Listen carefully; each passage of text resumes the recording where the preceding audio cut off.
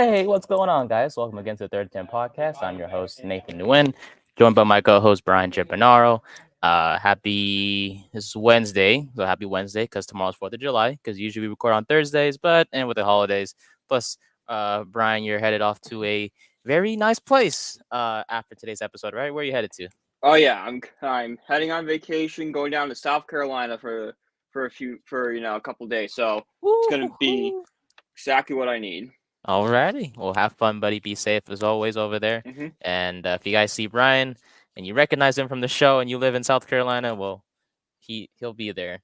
Meet Yeah, and greet. Imagine if you had a meet and greet. That'd be the actually funniest thing. Be like, oh, you're the guy from the Third Time Podcast. yeah. I don't even know what I would do in that situation. Like, hey, how you Be like, hey, you watched the show. Thanks. yeah, Great. cool, awesome, dude. Oh, yeah, yeah. But today's episode is gonna be a lot of fun. We got a lot of stuff to discuss. Last night, the Giants and HBO released their first episode of Hard Knocks. As we all know, this is the first time a team is being covered in the off season, so that was fun to watch. We'll discuss our thoughts with that first episode. We'll discuss Marcus Freeman and Notre Dame. Brian will give his thoughts on whether this season will be a make or break one for him. And then we'll discuss Jordan Love and the Green Bay Packers. And then finally, we'll end the show with our top 5 songs on our playlist because it's summer and you guys want some bangers. So we'll give you all some bangers as best we can. Brian, I don't know what music you're into. I'm all over the place. But Same. we'll discuss that Yeah. towards the end of the show. Without further ado, might as well get started. So our first segment, as always, is called Inside the Giant, presented by SeatGeek. Whether it's concert tickets, TV, comedy shows, sporting events, SeatGeek has everything you need in terms of tickets. They got it at the best price. And if you use the code BELLYUPSPORTS, you get $20 off your first purchase. So make sure to use that code when you are getting your tickets from SeatGeek. So the best place to get your tickets. Alrighty. I was very excited. I was literally 10 minutes before 9 o'clock p.m. Eastern time, just waiting by my laptop for the first episode to go live. I was so excited because, our Giants, we don't get really, from a No, national standpoint, there's not much of a spotlight on us. no, it's not really. We're still like the old school kind of team where like hmm everything's kept in house. Mara has gone on record saying he doesn't like having hard knocks at training camp. I guess it's different for an off season, or maybe it being our 100th season caused, some change, or maybe a younger Mara that we don't know yet, but might know in the next, generation or so. It was like, hey, dad or grandpa, time to adapt to the times and get us on, hard knocks. What are we doing here? Exactly. And honestly, this was like long overdue because there were so many teams in the past that were featured in Hard Knocks. We saw the Jets last season. We've seen teams like the Arizona Cardinals be featured in the in-season version of it. But what better team to have on the first ever off-season edition of the franchise than the Giants themselves? Yeah. So Mm-hmm. so yeah, I was waiting. I watched it. I took notes like it was a homework assignment. That's just the nerd in me, but it is what it is. Because there's a lot to unpack from what Oh, there's a lot in this there's a lot in this episode we I know, learned. and it's the first one. We still got a Exactly. whole month of them left. Mm-hmm. Um, so yeah, I think we'll start with you. What was one thing that you took away from the show? We have a few clips to show as well, Yeah. from the episode. But what was one thing that stood out to you? So I mean, if I had a bunch of different stuff stand out to me. Two main ones. One is I really like the fact that Joe Shane is depressed on Super Bowl Sunday. He said it at the very end of the show. He's like, "Oh, this is the worst day of the year." Perfect mentality for the guy running your football team to have. There's a show on Hulu right now called Shoresy. It's about a minor league hockey team, and one of the things they iterate in that show is we want guys who hate to lose. And I heard that, I'm like, oh, yes, that's the type of player I like. I like that guy. Joe Shane proved last night that he is that type of player. Now, as you know, he's a general manager, a little different, but he's going to do everything in his power to get the people in here and not fail. He has a plan, and it's going to work. And speaking of that plan, he's locked into Daniel Jones because he gave Jones 2 years. He wasn't going to let one bad year sway his decision on Jones or the plan he had in place. His plan was always give Jones these 2 years and let's see where it goes from there. So I kind of like a general manager that sticks by his guns and doesn't let the outside pressure of fans like me or the media saying Jones sucks, moves on from him, get him off what he's supposed to do. I like a guy who's believes in himself a little bit. Mm-hmm. Oh yeah, 100%. I mean, for 31 other teams or 30 teams that don't play in the Super Bowl, their GMs are supposed to be upset. They're supposed to be like, Yeah, yeah, our team isn't in the big game. Why should we be excited or attend Super Bowl parties or all that stuff? As a fan, obviously we're different because no matter what, we're all gonna watch the Super Bowl. But these GMs, yeah, they're at work, and we saw that with Shane. Um, he was dealing with the Saquon Barkley situation, so yeah. that was definitely a sight to see. For me, what I liked was how we were introduced in a way to Chris Rossetti, the Yes. director of pro scouting, I believe, or is he no, yeah, director Pro of pro scouting, scout. yeah, because he had all the players. He was got to Exactly, like introduce the players. Like this is it, it reminded me of the scene from Moneyball. Like Billy, this is Scott Hattenberg. He's this. oh, I love that movie. I know what you're talking about too. I watched the movie like The multiple Jonah Hill times. character. Yeah, yeah, yeah. Oh, but yeah, he Rossetti is outstanding. Seriously, he Hmm. knows his ball, and the reason why he was so interesting was not because he's so good at his, he seemed like he was so good at his job, but he mentioned like 8 players that the Giants were targeting Yes. um, in this first episode. Because let's start with running backs. Obviously, we know about the Saquon Barkley stuff. So they were assessing the position, and Rossetti was leading the way. He was like, okay, a few guys that we're looking at were Zach Moss, and I was like, okay, didn't Interesting. didn't know he was a choice. We all know he went to the Buffalo Bills. No, yes, No, I no, think he went to Bengals, Cincinnati. I thought. Yeah, Cincinnati. Yeah, he went to yeah. He was on the Cincinnati. Bills. That's why they first wanted him because they had the connection in Buffalo. Exactly. So he was known as a pass protector according to Rossetti, which would have been nice to have. He runs pretty decently as well. We saw what he did with Indianapolis last season, but he's in Cincinnati, so it is what it is. Singletary, we'll get to him in just a second. Tony Pollard was another option as well. For New York, the price tag was a Would have bit. hated it. Yeah, me too. Would have hated I it. I wouldn't Every have second wanted of him it. because last season we didn't really see much of Pollard, produce Mm-mm. like he did the year before with Yeah. Dallas. Hmm. Um, so he was an option, but the price was kind of the difference maker between or the deal breaker for New Yeah. York. DeAndre Swift, I really wouldn't have minded that, to be honest with you. I could have lived with it. I definitely could have, especially if the Giants had gone about the way they did in the running back position. Hmm. Having Swift as the one and Thompson and Gray as the 2 3. I could have gotten behind that one. Yeah, Rossetti was talking about how he's an explosive back. He can Hmm. make plays out of the backfield in terms of the receiving game. Known as a quote unquote package player is what Rossetti described Yeah. Swift as. So that was an interesting term there. And then Josh Jacobs, who made what 11 million last season, he was Yes. also an option, but because of his lack of consistency and he even though he did lead the league in rushing in 2022, he Hmm. kind of fell off last season. So that kind of scared the Giants away. And then we had Yeah.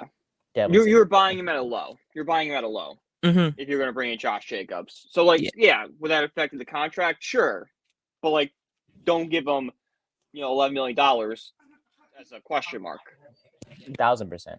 Yeah. Because at the end of the day, it, the running back market, as we all know, is like just it's not there. And even Joe No. Shane said it himself because they were in that same scene when they were discussing these running backs. Joe Shane was talking about how like, oh yeah, with the market, it's gonna be you don't see running backs get paid because there's so many other positions to address, especially for New York when Shane was like, yeah, we still need a corner, we still need a pass rusher, we still need a receiver. So Hmm. as we go through the needs, running back became less of a need, less kind of like it's lower on the bucket list of positions to Yeah. address for New York. So that plus the cap room situation with Daniel Jones, Hmm. what Yeah. 20% of the cap space that he's taking. So I think so. Yeah. I mean, Jones said, Shane said it. He goes, "I'm paying Daniel Jones $40 million. Why am I going to give a guy $40 million to hand the ball off to a $12 million guy?" I'm like, that makes perfect sense. Can't Exactly. argue with that. Exactly. Which is actually a great transition because there was a clip that we discussed before we went on air that we want to show you guys. This was the scene where Joe Shane was with Brendan Brown, who I love as the assistant GM. Yeah, Brown. I like Uh, Brown a lot. I do. I really hope he doesn't leave. He's gonna leave He's eventually. I don't want to leave, but like I do at the same time because if he's leaving, that means Shane and the Giants are a successful team. If he's gone, That's true. Okay, that yeah.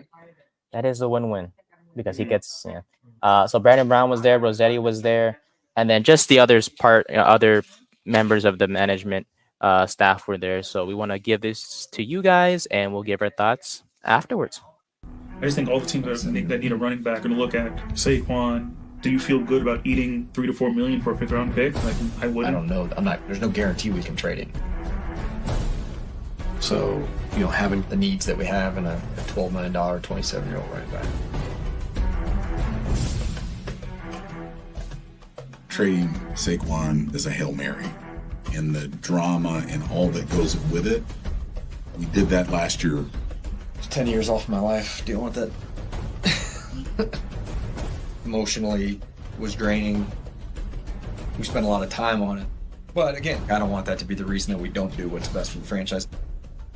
Okay, so to take this step further, we lose Saquon, right? What's our identity going to be on offense now? And what's our plan what's the next step of that? I guess is what I'm thinking. Like, we're losing Yeah, well, it's never. a large part of our offense, our explosiveness, our touchdowns. Quarterback, if it's Daniel, depends on the run game. We got to upgrade the offensive line, and you're paying the guy $40 million. It's not to hand the ball off to a $12 million back. My plan is to address the offensive line at some point here in free agency. We're sitting at 6. There's a chance there's an offensive weapon there. This is the year for Daniel. Plan all along was give him a couple years. Is he our guy for the next 10 years, or do we need to pivot and find somebody else? That's general manager right there. That's the man right there. I love Joe Shane so much. Mm-hmm. But I mean, everything he said was true. I mean, you don't Yeah. pay a guy 40 million just to hand the ball off. I mean, anyone could do it. I could do it. You could do it. We all could do it. Yeah.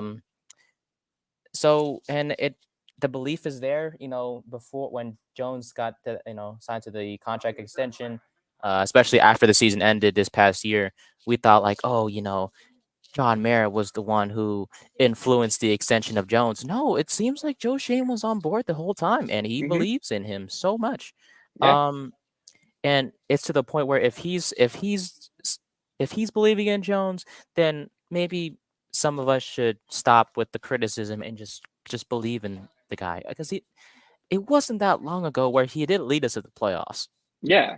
You Yeah. know? Like we can blame We can say Saquon carried us all you want, and that defense carries all you want. Daniel Jones did have a career year that year, and in that playoff game, it was Daniel Jones. It wasn't Saquon Barkley. Yes, he had moments, but Daniel Jones had over 100 yards passing, over 100 yards rushing, threw for multiple touchdowns. I think he had a rushing touchdown that game. Daniel Jones won us that Minnesota game. And on all of our minds, we go, okay, that's the quarterback Daniel Jones can be. That's his ceiling right there. If we can have Daniel Jones play that for 17 games a season, this is a playoff caliber team. And that's why he earned $40 million. You don't want to say give the guy for one season, but what would the reaction have been had Daniel Jones come off of that and the Giants just let him walk in free agency? Then the Giants are almost forced to go get a quarterback they might not believe in. Mm-hmm. And we can obviously once we well probably we'll get to see the front office's decision behind trading up to get Drake May because that was something that was brought up on draft day because the Giants were trying to trade up to number 3 to draft May from North Carolina. So maybe we'll get a glimpse of that then. But at this moment right Or now, is that even true? that is Could that true. just be something the Patriots made up? Let's just say to try to spur interest. Like we don't know how credible all these sources are until I hear Joe Shane on the phone with New England Patriots. I'm of the belief of that report was false. And yeah, that's perfectly valid. You're 1,000% right. Because it's just it was mentioned so many times. When we read that, it's like, okay, New York really did try to get May, but we have live evidence of this front office working now. This is what the show is for. So Yeah. hopefully, once we get to that draft episode, then we'll see. It But as might of be right, explained next episode with the combine. Like, say, just they fell in love with May at the combine. yeah, and I mean, it's like uh, they believe in him, Jones, Mhm. and if I think it was at the end of the show, no, at the beginning when Joe Shane was sitting on his desk and he was like, Malik Neighbors, please be there. Yeah. That kind of proves your point that maybe we didn't want to trade up after all. That we were just hoping that Neighbors would fall to us. We'll just have to see. That's why like I don't like the fact that we have to wait till next week and the Yeah. week after because I want to see it now. But Right. Yeah. The instant gratification of streaming has really corrupted us of waiting week to week, like we did back in the day. oh man, I'm excited to see what lies ahead in future episodes. But back to the point that we were discussing. There was one McDowell. The Yes, that's Mara's nephew he or son, was son-in-law or nephew, one of the two. he was interesting because I didn't want to get too much into him, but he seemed kind of off I in terms of want what to he get was saying. into him. I want to discuss him a little bit because Go ahead. Yeah. so I mean, we're going to discuss John Mara in a minute, like with the clip and everything. But there was a rumor going around that John Mara was a meddler. All right, he would meddle in team affairs and try to. I've pushed that narrative a little bit that maybe Mara is doing this. We saw in this episode he's not. Okay, John Mara will he give his opinion? Sure, but any one of us, if we were an owner talking to our general manager, would give our opinion. Mara at the end of the day is a fan like us. He just happens to own the team. So he gave, his opinion. He didn't want to lose Saquon. He was like, that's going to be bad. But he does, push his ideas on the general managers and want them, I'm sure at the end of the day he would like to do it. But what we saw was Mara is behind the times because he talked about if we lose Saquon, we have to draft a running back early. No, you don't. It's been very well proven you can find a good running back anywhere. And Tim McDonald kind of stressing that same point of we got to get Saquon. He's our identity. What's our offense going to be without him? Where's the touchdowns? Newsflash, the offense wasn't good last year. So if losing our identity is losing Saquon Barkley, okay, because the offense had no identity to begin with last year.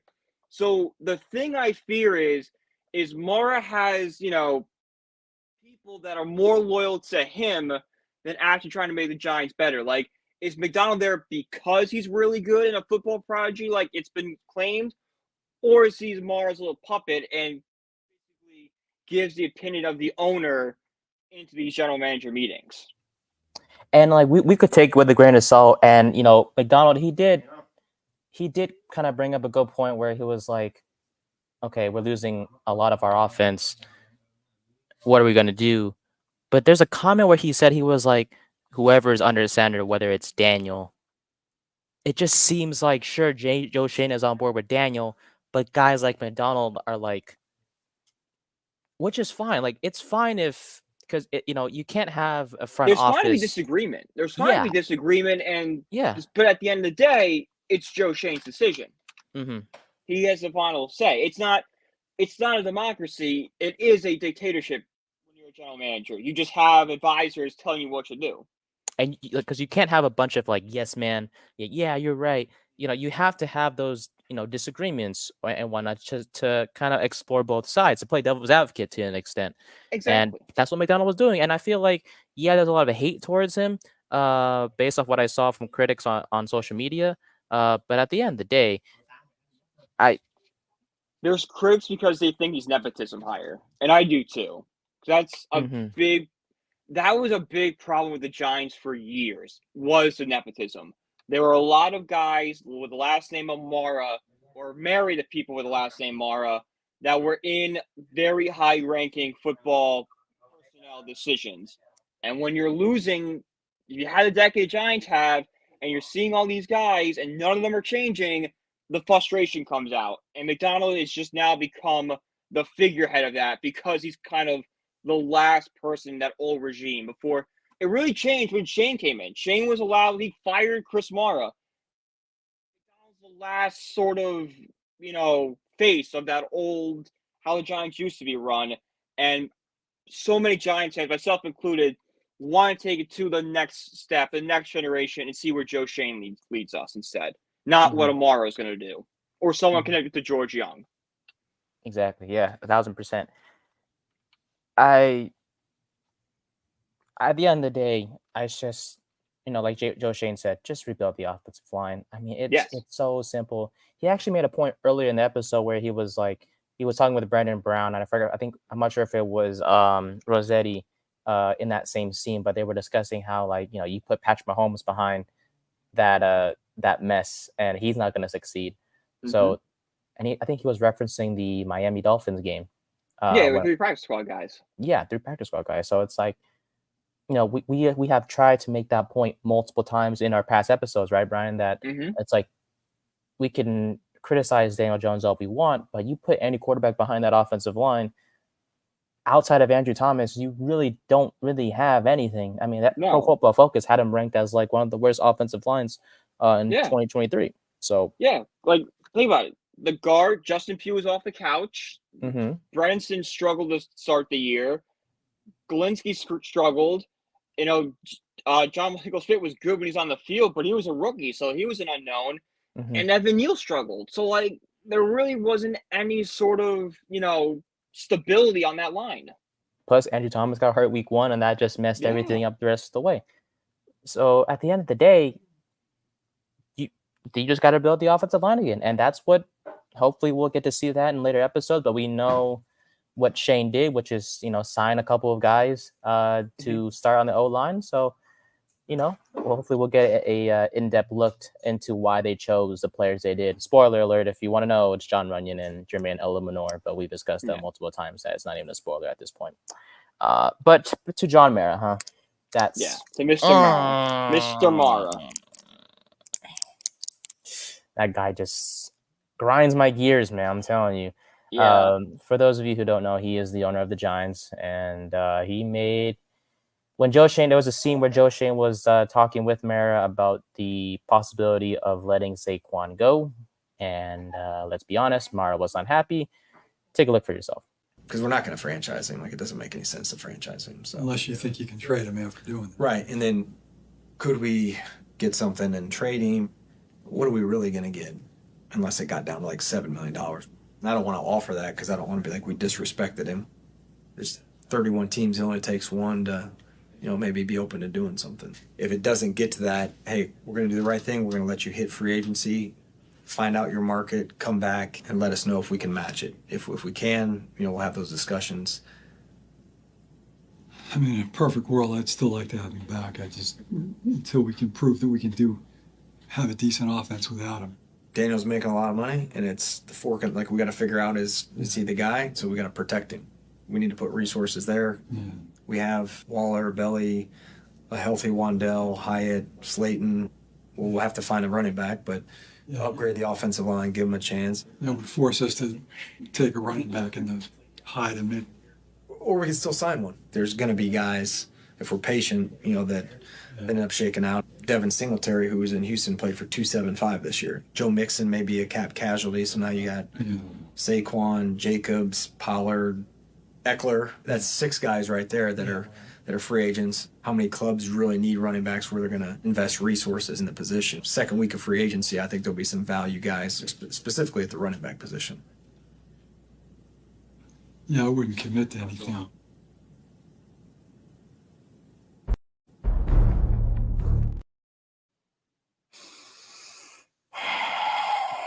Do we not learn that if you take a running back in the high rounds, it doesn't work? That's not how you win a Super Bowl. No, because he's still of the mindset of 90s and 2000s football, where yes, a running back could win you the Super Bowl.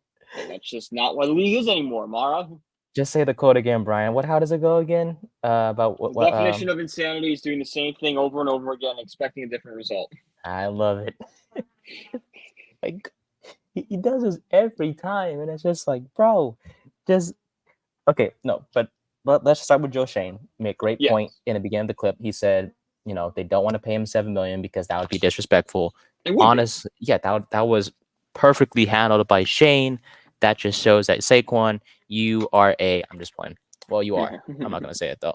But Mara, he loves his guys, and obviously he was like in a perfect world, like we love to have him back. Well, no crap, buddy, we love to have him back, but Yeah. he's so dang Joe expensive. Shane would probably love that Saquon Barkley back. But Joe Shane is a realist and realized, okay, 27 years old, multiple major knee injuries. We really gonna give this guy a record contract? Yeah, No. There's so much better value that we can get. exactly. So it's like there's other bags on the market, like he talked about. Austin Eckler was one of them. Thank the Lord we did not get Austin Eckler. I would, after what I heard about Eckler the other day. Did you hear about him? What he was talking about? No, I missed this one. Oh, so basically he was complaining about the number of carries he was gonna get. Because he was like, I'm not a workhorse running back. I'm more of a pass catcher. So I'm like, dude, you're a back. You're supposed to, in the backfield, you put your hands like this and you clamp the ball and go. Well, yes, Austin Eckler was used a lot in the passing game in Los Angeles for the Chargers, but at the end of the day, you do need to run the ball sometimes. Like that is a role. If you want to do that, and that's why he's in Washington. But there were so many decent bags, and then after Joe Shane was like, he talked about how it may not be realistic to keep him or not. He was like, John Mara was like, oh, we could draft the running back in the high to mid rounds. No, we drafted Saquon at 2nd overall. We have to learn our lesson that early round backs do not work. Yeah, no. There's other needs. And you can see it. Leonard Fournette, Ezekiel Elliott, both a year and 2 years for Saquon Barkley. Where are they now? They flamed out. Yeah. Zeke's back in Dallas, but no one is calling Zeke a top 5 running back. Yeah, like it's just it's the value. It's not the player, it's the value at the pick that you're getting the back. Exactly. If hypothetically, imagine if we got Jonathan Brooks at 6 overall, the Giants would look like lunatics because you don't draft a running back, especially one who tore his ACL, that high. That's why Brooks went in the 2nd round to the Panthers. And even if Brooks doesn't tear his ACL, I still think he goes in the 2nd round. Yeah, I still don't think a team, maybe late 1st, I'll give you that one. Because sure, as a contending team, they can go draft a running back because the rest of the roster should be set. A running back is a finishing piece, not a core piece to build around. Exactly, because like we've discussed, there's so many positions to address that running back isn't really that much of a major need to put money into. We saw the little image of Joe Shane pointing out the players like Wan'Dale Robinson on the outside, Waller, Belly, Slayton. Interesting. He was so set on Waller coming back. Makes me question how much conversation did Waller have about him potentially leaving. Because from that conversation alone, you would think if Shane knew Waller was going to retire, he would say, all right, we might have Waller back, but he's debating retirement. There was no mention of Waller not being back. They penciled him in as tight end 1. So it's a bad look. Waller caught some shrapnel here because he's like, it proves he wasn't talking to the Giants, which was the biggest complaint we had about it. It was nice to see, at least, because you made a great point, because I didn't even think about that Joe Shane believed that Waller was coming back. I didn't even notice until you just mentioned it, based off that clip. So, conversation there, it seemed limited, like you just said. I'm just piggybacking off you're saying, because I mean, sure, could, within the next few weeks, episodes, could it be revealed that Waller was talking to Giants? Sure, but just based off the information we have right now, it doesn't look like that. And it's like, okay, so you have all those offensive weapons, and it's like like Joe Shane said, we have to protect your investment in Jones. So that means protect or getting him some offensive linemen. And that has just been so repeated multiple times because it's so necessary in order for this offense to succeed without Saquon Barkley. So Yeah. uh, hmm yeah, other than Yeah, that, the point was making Daniel Jones the guy that makes the offense succeed. He's making $40 million. He should be the one leading this offense. because they believe in him hmm so much. And yeah, he was. I won't talk about him too much because he was in the episode, but it was just mostly of his recovery. I mean, Yeah. nothing to take away there. I mean, he looks. No, He, I doubt we'll see him again this show. Maybe a couple more times, like rehabbing and stuff, but I doubt he'll be a focal point. I believe we're gonna get more Dable and more a lot more Joe Shane. hmm I mean, it is the front office, the offseason edition. It seemed like if it was a training camp like we're used to seeing in previous years, He'd be then the guy the camera was flying around. exactly. I will say, listening to Jones last night reminded me so much of Eli. I always forget how much he sounds like Eli. You can't knock Jones for his maturity and his leadership. I mean, he's a good guy. He really is. And no matter how much heat he gets for his play, at the end of the day, he is a good guy, a good character, and you can't knock him for it. So, Yeah. other than that, I mean, nothing much left. Dan Morgan of the Panthers discussed with Joe Shane about the Brian Burns trade, but we saw that like multiple times on social media. So I mean, They've kind of spoiled it, but like that's gonna be interesting seeing how Joe Shane was able to negotiate it down Yeah. from a first plus, which is what everyone was thinking. Like, even Rossetti said it's gonna be 1 plus. Somehow got down to a second and a fifth.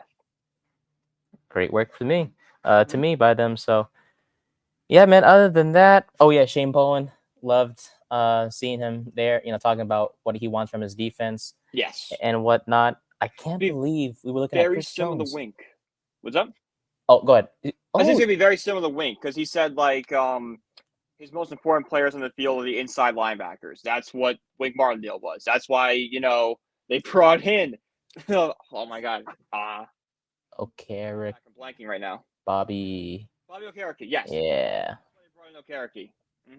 I'm thinking Alex Ogletree for some reason. Like, I know it's not him, but it's an O.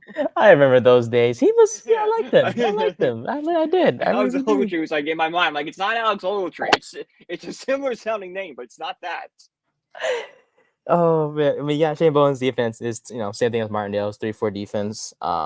When asked about Isaiah Simmons, Bowen was like he sees him as a nickel in the nickel package on first and second down, and then in third down play the position called money.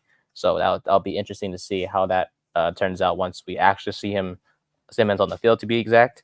Bowen's he talked about how he wants to penetrate it on the inside. He wants 4 pass rushers, elite pass rushers that can get to the quarterback.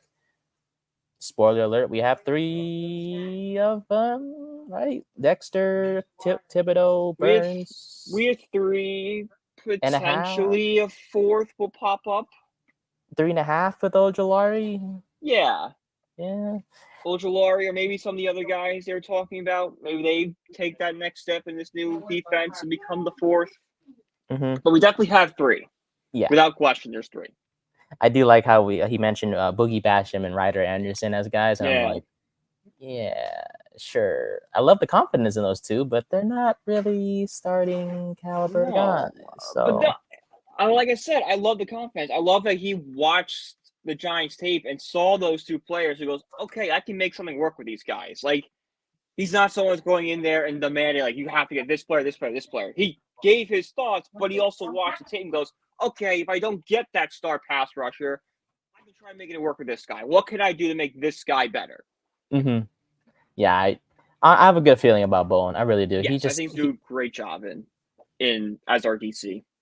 He seems like he bonds more with Dable compared to what Martindale was. So that's honestly great to see. I want to show this tweet real quick before we move on to Notre Dame. I don't have the video, but this tweet will do by Gridiron Media. Shout out to you guys.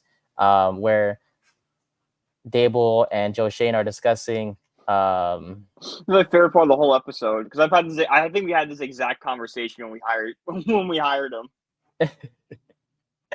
Dave was like, "Oh yeah, so Joe, Bowen's defense was ranked this here, ranked this and this and this and that and all that fun stuff." I'm like, you know what? That he's just like us, man. That's how we convince our friends. Like, hey, Patrick Mahomes is a better quarterback than Josh Allen because Mahomes is first in passing yards, he's second in completion percentage, and all that stuff. He's just like they're just like us, man. They're just Exactly. grown Yeah. men who do a better job than we do when it comes to this stuff. But at the end of the day, this is how the conversation to hiring Shane Bowen came about. And with that being said, that will do it. That was a very long segment of Inside the Giant. But when you have a show like A lot that, to break down. hey, and guess what? Next Tuesday cannot come soon enough. Yeah, I really can't. I want to say can, one more point before we go. of course. Back to Saquon Barkley. Yeah. Something happened in that negotiation last year because even you saw it in the first clip we showed. Joe Shane said that was emotionally draining. It took 10 years off my life. And then his attitude is so different about getting rid of Saquon Barkley. I'm wondering what those conversations were like because they don't seem like they were great conversations between the two sides, and that might have created the final blow, if you say, of letting Saquon walk. Maybe that's why Joe Shane wasn't as aggressive with Saquon Barkley as he wanted to be. Maybe that's why he was more okay with just matching an offer instead of giving out a contract offer because he was done negotiating with them. I think it's the fact that it seemed like he knew going in. He was like, okay, we're likely not getting Saquon. Everyone else believed we could, but because of what happened last year, because of how, like you mentioned, emotionally draining it was for him, it's to the point where like, if you couldn't get anything done last year, Yeah. What makes you think you could have done this year? What's exactly, different about this year? yeah, nothing. I mean, No. and he wasn't even that great this past year, Saquon. He was fine. Yeah, and I mean, we could talk about him and the contract all we want because they were like, oh yeah, which team is going to pay him top money? Yeah, The rivals. yeah, Rebels did, but You think that you think I-95?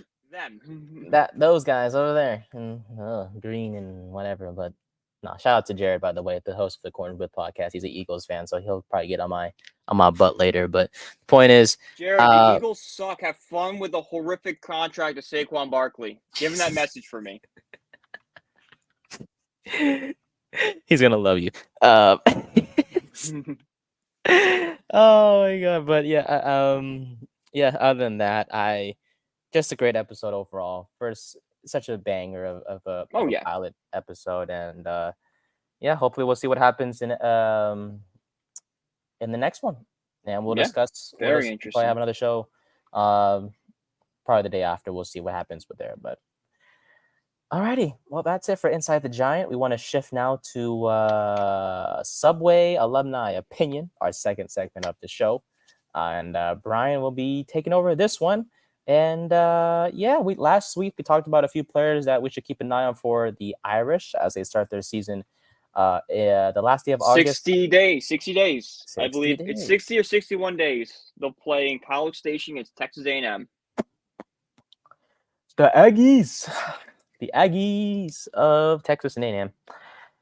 But yeah, so I'm excited for that. We'll definitely have a episode where we review the opponents and give our predictions for their record once because my college football magazine is on the way, so I get to see. There you go. Yeah, I'm roster, I'm learning. I'm trying. I'm trying.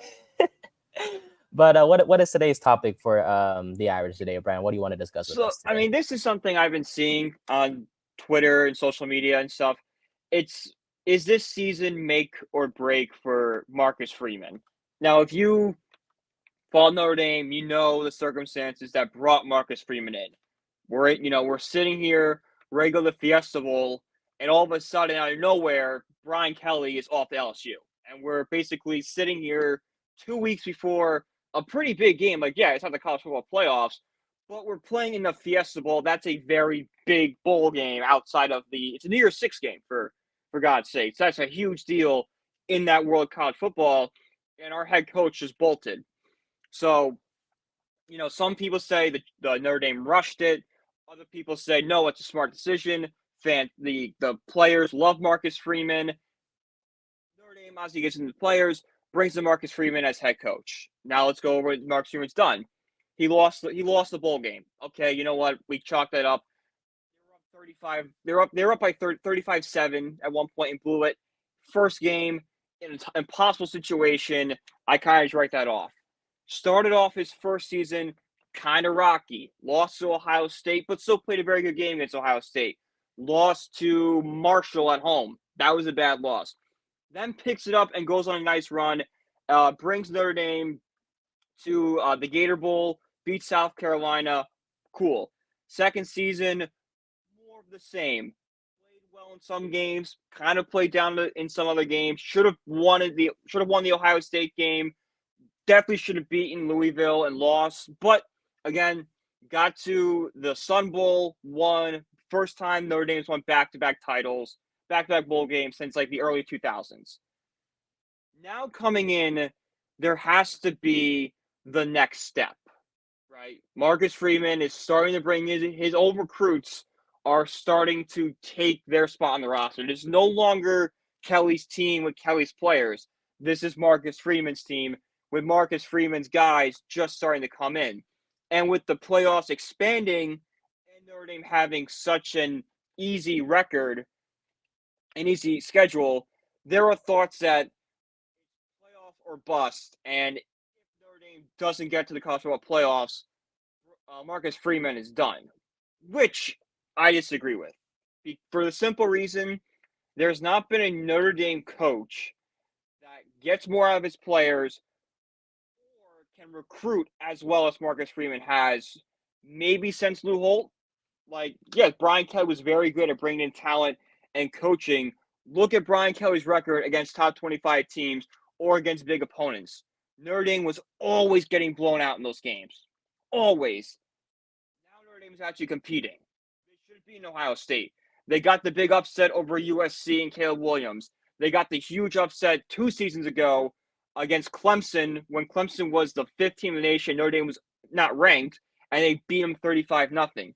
Notre Dame is actually really well coached with Marcus Freeman, and Marcus Freeman's a great recruiter. CJ Carr is the big quarterback prospect that should start next season. Brian Kelly could never bring in a quarterback like CJ Carr. Freeman did. Freeman had a number 1 recruiting class. It's gone down a little bit, but for majority last season was the number 1 recruiting class in the nation. So Freeman is bringing in talent that Notre Dame hasn't gotten in a while. And he's going to be the one to revitalize this program. And I want to see him with more of his recruits in there. Because sure, is it his team this year? Yes. But there is still, you can still feel the Brian Kelly exit a little bit. I think Marcus Freeman deserves 2 more years.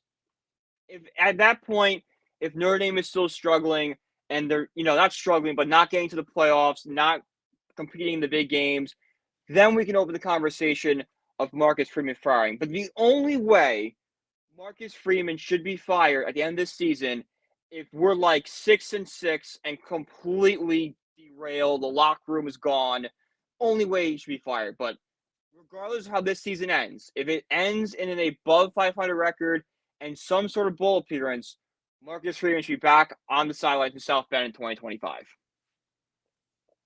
All right. A couple questions for you. Of course. So Marcus Freeman, is he an all-around coach? Is he an offensive Is he more of an offensive mind or defensive-minded coach? Defensive-minded. Okay. He was brought in. He was brought in as DC under Brian Kelly his first year, and then became the head coach that season. Okay, gotcha.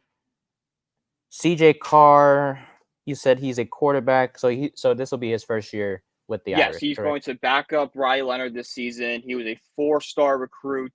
I forgot exactly where he comes from. He is a pro-style quarterback. If you want a comparison, Mac Jones is saying that's the closest comparison they have. So that kind of style of quarterback. Now, I'm not saying he's going to play like Mac Jones, be as good or as bad as Mac Jones. I'm just saying that's the play style, and his build is very similar to that type of player. Gotcha. Okay. Yeah. I mean, I know last episode I was like, is Brian Kelly still the head coach? Well, no, it's Marcus Freeman. And then everything clicked for me because I remember the one game I remember from the Irish. Well, two of them I remember was the game against Duke that you guys ended up winning, and then the Ohio State Notre Dame game where I believe it was a what happened that game? You guys lost by 1 Last point. second touchdown with 10 guys on the field. Right. Which is wow, because Freeman is a defensive mind. So see, that caused a lot of problems because how is no one seeing it? But like at the end of the day, like it's a mistake. It hurts, it stinks, but there were so many other events. You can't blame that one mistake. Like I believe it was it Cam Hart who had the interception? Somebody had the ball literally in their hands like this and dropped it for the interception at the end of the game. Like it's in his hands. I can still picture it in my head. Offense was way too conservative that Ohio State game. They didn't take the big shots down the field like people were hoping they would. So it's a lot of different factors that led up to that. Gotcha. Okay. So I just want to make this clear. So no matter what happens, in your opinion, in terms of, let's say they finish, for example, 6-6, maybe 5-7 to an extent, Freeman deserves another year after this season. I think it depends on how the play is. Like if they're 5-7, but they're like in the games and the players are still fighting for Freeman, yes. But if it's like 5-7, they're blowing a lot of games. Players are just not with Freeman. Then it might be time to open a conversation of should we just kind of let Freeman go. Not to go too far, but you wouldn't have a coach in mind that would replace him, right? Not off to put the you on top the of my spot. head, I'd have to see Okay. who is available and stuff. Okay, yeah, that's fine. I just thought you might have Right, a yeah, name in mind, exactly. But yeah, I mean, like you and many Notre Dame fans should believe in Marcus Freeman. I mean, why not, right? I mean, he hasn't been that bad these past No, couple I think years from a he's statistical great. standpoint. I think he's building the perfect culture that Notre Dame needed. It's just the time factor that needs to. Yeah, there's always like, okay, you're on a schedule, and then your schedule should be, okay, your third year, those are your recruits. This is your team now. Let's go. Exactly. Well, with that being said, that will do it for Subway Alumni Opinion. Thank you, Brian, as always. We'll catch you in the next episode. We'll see what you got next for us about the Fighting Irish. We head to our third segment of the day, which is the carousel. We explore the football world outside of our beloved Giants. And today's topic for the carousel is Jordan Love and the Green Bay Packers. Now, why are the Packers out of all teams relevant? Well, they look to contend in the NFC without a wide receiver number one. Wow. Here's the thing. So when the Packers drafted Jordan Love a few years ago, many people were confused because the team saw Aaron Rodgers. Why would you get Jordan Love? Well, with a fast clear forward. need of wide receiver, like a very clear need, and people who don't follow the NFL closely knew the Packers need a wide receiver, especially in the first round. Like people were like, why aren't they drafting a receiver in the first round? Yeah, but fast forward to now, and well, Rodgers is gone, and Jordan Love played phenomenal last season to the point where they made the playoffs, and they should have beat the 49ers, but they didn't because Jordan Love is a dumb. Just kidding. Here's the thing. It's all his fault. It's his. Oh, dude, that I don't know what he was thinking, dude. He was. Oh, you don't do that. You don't do that in real life. You don't do that in Madden. You don't do it anywhere. Okay, you keep your feet set. You fire that thing, not run and just shuck it like you're Mahomes. You're not Mahomes. No. But the reason why the Packers are, I wanted to bring them up today because they look to contend the NFC without a wide receiver number one, a quarterback who looks to get paid soon, and they just paid a running back who was inconsistent last year. So why do we think they'll contend? Here's the thing. They may have the youngest group of wide receivers in the league. Christian Watson, Romeo Doubs, Dontavion Wicks, Bo Melton, Jaden Reed. The oldest receiver on that roster is Bo Melton. He is 24 years old. He is the oldest receiver in that room. And yet they made the playoffs last year. So keep that in mind. Plus you have Josh Jacobs, who's a pretty solid running back if he can rebound. You have solid tight ends in Luke Musgrave. Christian Watson was heralded to be the wide receiver number one, hasn't lived up to that yet, but he has potential because he's just an athletic, tall freak. Romeo Dobbs is consistent. Jordan Love, he gets the ball to his guys. And overall, Brian, the one question I have is, should we even doubt the Packers that they could contend in 2024? Or do you feel like there should be some level of concern for this team? The concern would be more outside factors because it's the Packers. They're playing one of the tougher divisions in the league. Like, people have already probably said the Lions have locked up the division. The Vikings have an explosive offense. If Sam Darnold can capture his USC days, or if JJ McCarthy can come in and just be that game manager he was at Michigan, then the Vikings should be contending.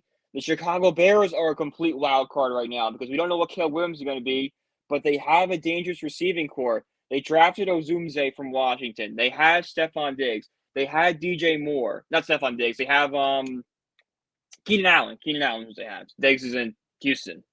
They have Keenan Allen. That's a really dangerous receiving core.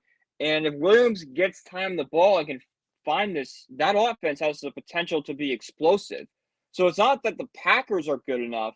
Is every roster ahead of them better? Mm-hmm.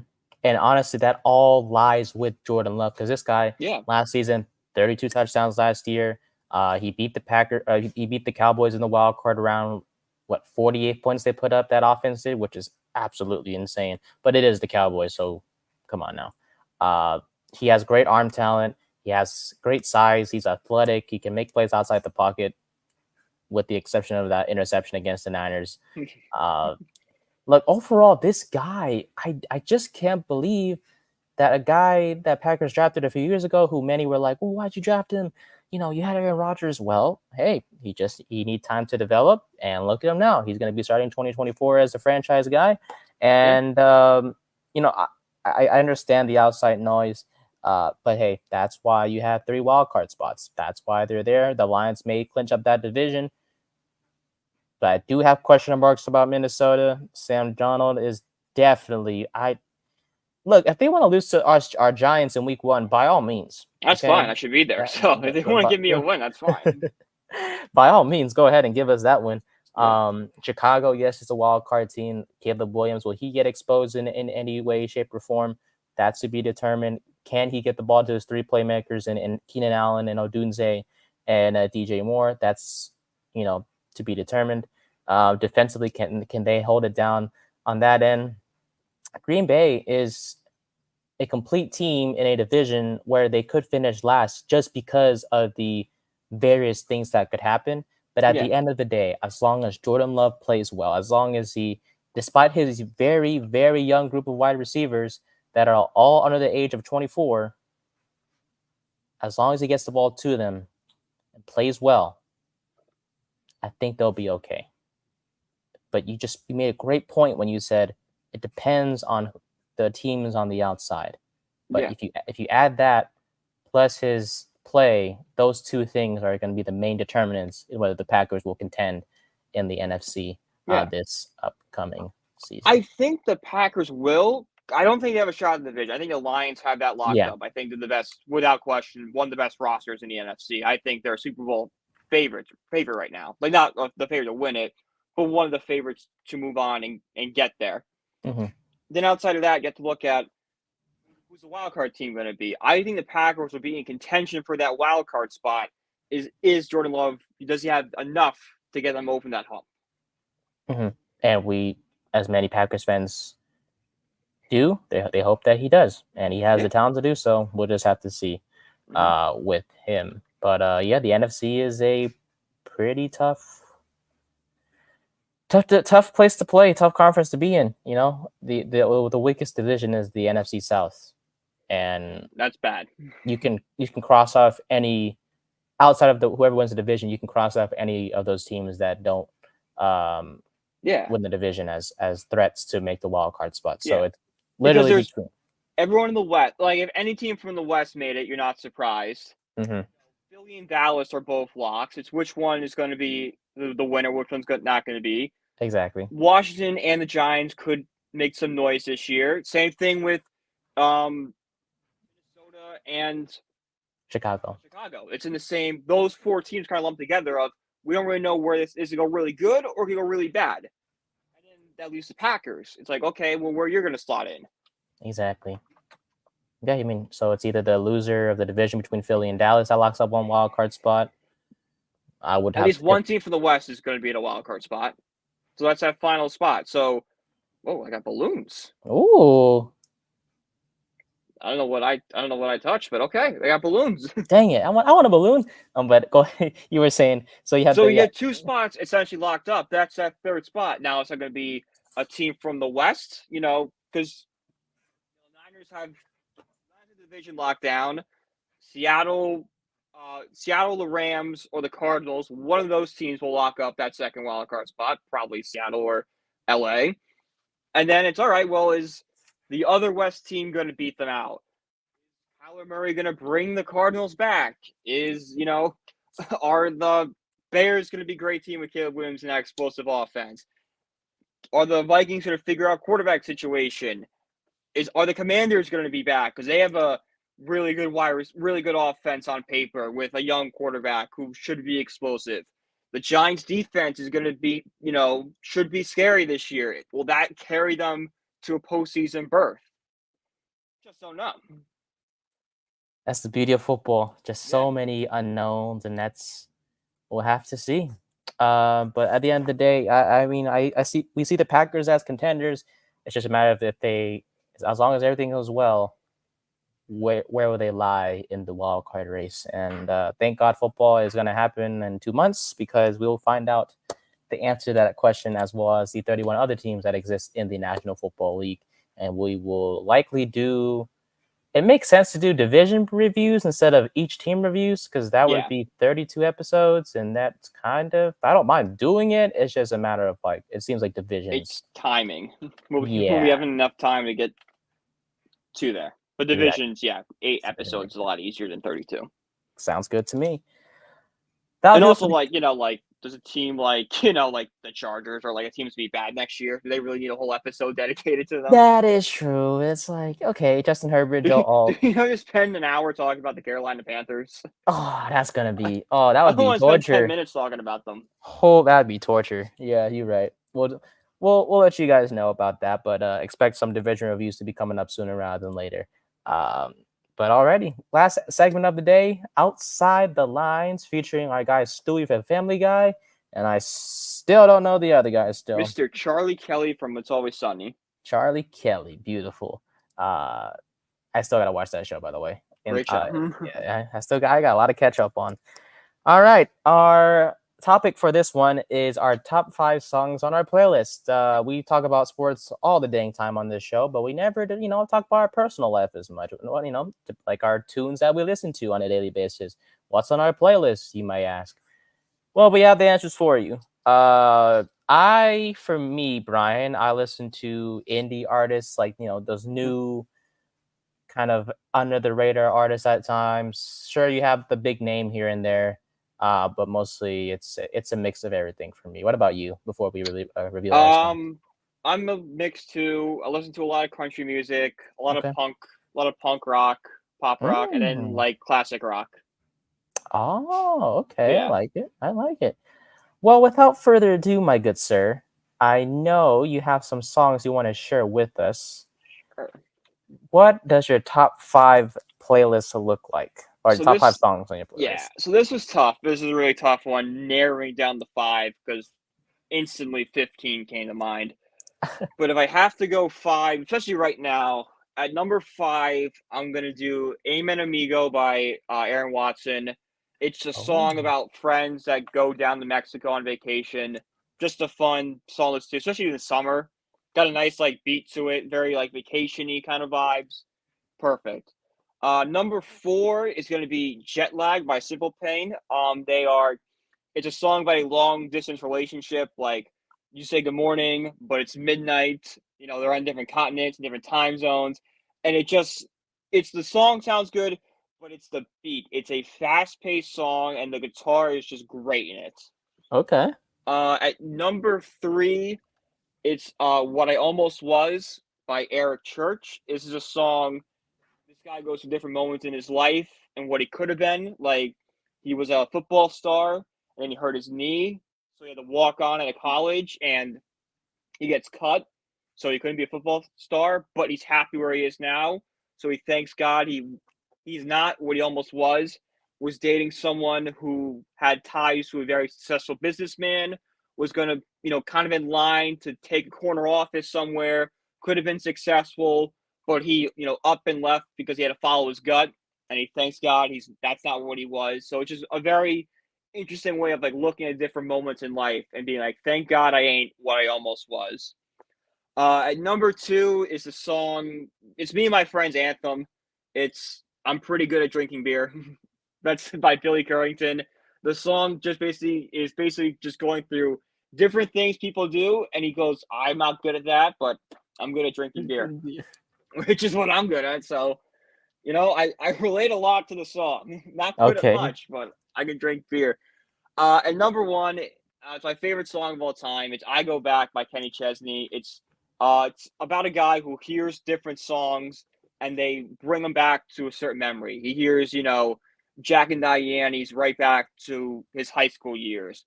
He hears Only the Good Die Young, and it brings him back to the loss of someone he was very close with. So it's just a very cool kind of song. If you could pick up the song, the Easter eggs throughout the song, it's very fun. Okay, I love it. Well, I know what I'll be listening to after this show. To those, so we have Amen Amigo, right? Is that what it's called? Amen Amigo, yes. Amen Amigo by Aaron Watson. Jet Lag by Simple Pain. What I Almost Was. I'm pretty good at drinking. Yeah. I'm pretty good at drinking beer, and I Go Back. Yep. Beautiful. Great song choices. I'll let you know what I think, and we hope to get your guys' opinion as well in the comment section on Brian's top 5 songs on his playlist. All right, so here comes my turn. Oh boy. Sure. Like I said, a lot of I'm a mix of everything. Yeah. Number 5 for me, it's called The Alternative by Lynn Lapid. It's about it's a kind of a love song in a way. It's about a this girl who is in a relationship with this guy, but they're starting to kind of fade away in terms of their feelings for one another. And she talks about like, love hurts, but what's the alternative? Being alone. Like, would you rather do that or try to fight for the love that you have? The beat's good. The words are meaningful. If you're in a heartbreak situation, it's the best song for you. But even if you're just normal, you want a tune to listen to. Just normal. Yeah, like we all go through a heartbreak, but it's just very funny the way you're going through heartbreak, or you're just a normal guy. I'm a normal guy, want a tune to play, that's the one for you. But that's number 5. That was on repeat a lot for me in the past few months. Upside Down Now, obviously, but I love Lynn Lapid. She's a great artist herself. Shout out to her. Number 4 is Caught in a Blue by Steven Sanchez. Very upbeat song. Stevens, he's a talented artist. He actually was in Oakland last year, Oakland, California. Really? Yeah, he was performing. One of my friends went to go see him. He's a good looking dude. Don't take that out of context, please. Jesus Christ, I know how you guys are. He's a good looking dude, handsome fellow. But his voice is very talented. His latest album, Angel Face, is all the songs on that album is very good. But Caught in the Blue is one of my favorites. Number 4 on my list, to be exact. Number 3 is called Easy Living by Public Library. Wow, I forgot the name. Public Library Commute. Yes, that is the artist name. Very long name. The beat is good. Just give it a try. There's not really a meaning to it except living life as easy as you can. Ryan, I don't know, man. The beat and the words speak to me. I don't know how to describe it. Hey, this is your list. There's no need to defend it or anything. Exactly. Like okay, boom. That's 3. Yeah. Number 2 is Please, Please, Please by Sabrina Carpenter. That song is it's a very popular song right now. I think number 1 on the top charts right now, I believe. Sure. She was a Disney star. If you guys don't know. I was gonna say she was in Girl Meets World. Yeah, dude, but she has grown up a lot. She has absolute bangers all over the place these days. Yeah, she has 2 songs actually in the top 5, and those 2 songs have switched back and forth between number 1 and number 2 for like the past 3-4 weeks. And imagine like, oh yeah, your song is not number 1 anymore. It's your other song It's that's your now number 1. your other song. That's when you know you're big. Yeah. She's made it far in life from her career at Disney to where she is now. So shout out to her. That song is What Rowan Blanchard looks like these days. She's Anyways, she number doesn't look much 1. like what she used to look like. Dude, crazy what science and surgery will do for you. I'm pretty sure. I don't know if she had that. No, Rowan Blanchard. I know Sabrina is natural, but I think Rowan got some work done. Yeah, because she looks nothing like she did as a kid. Yeah, you don't go from where you were before to now like without some help. That's But hey, fair. all power to her, man. She got the money. She do what she Hey, it's wants. everyone's life. Live life the way you want to live it. I mean, if I had money, I would have an Xbox and a PlayStation right now and a PC. But hey, we're not all Disney stars, aren't we? Yeah. And then number 1 on my list is called Room 32 by Austin George. This dude is fudging good. I couldn't pick a song from him because I didn't want repeat songs by him on my list, but Room 32, it's a banger. If there's any song I want you guys, especially you, Brian, to get from my playlist, is Room 32. Oh no, I'm definitely like you said. As soon as it's over, I'll pop them on. Exactly. We're going with these. Yes, sir. It may not be country, but it's. Hey, I'm not listening to anything, so yeah, let's go. But yeah, that's my top 5. The Alternative by Lynn Lapid, Caught in a Blue by Steven Sanchez, Easy Living by Public Library Commute, Please, Please, Please by Sabrina Carpenter, and then Room 32 by Austin George. And that will do it for our top 5 songs on our playlist. That will do it for the Outside the Lines segment. It was a fun episode, of course, Brian, as always.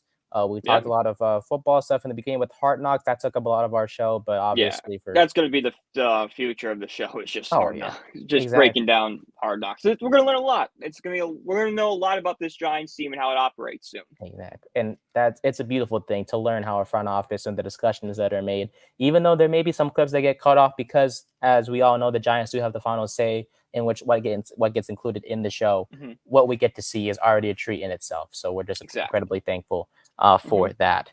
So we discussed that. We discussed some Notre Dame. If Marcus Freeman is on the hot seat, Brian says to give him a couple more years. We shall give him a couple more years, shall we? We talked about Jordan Love and the Packers, and then we wrapped it up with our top 5 songs. So here's the plan. No episode from both of us the rest of the week. What you will see is what you get for the remainder of this week.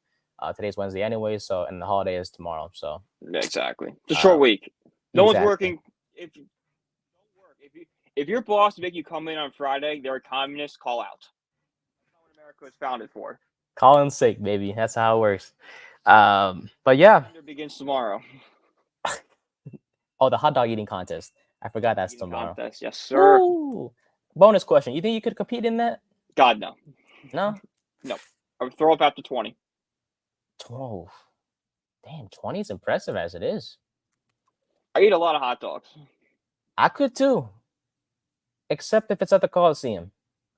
The Oakland Coliseum isn't really known for hot dogs. That's the one benefit of being so close to Coney Island is your team gets Nathan's Hot Dogs as their sponsor. Damn. Are the Mets hot dogs actually good? They're actually good, yeah. It's a Nathan's Hot Dog. Oh, yeah. I would know I made the hot dogs. Duh.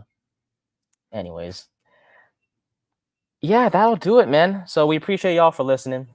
Thank you so much, as always. We'll see you guys next week. Likely, once we get the new episode of Hard Knocks out. Maybe we'll have an episode before. We'll see, depending on what topics are out there. But division reviews are on the way. Check out me and Brian's work on BELLYUPSPORTS.com in terms of our writing articles and stuff like that. Brian released recently something about the NHL NHL winners. Free agency winner and losers. Yeah, that just came out. Exactly.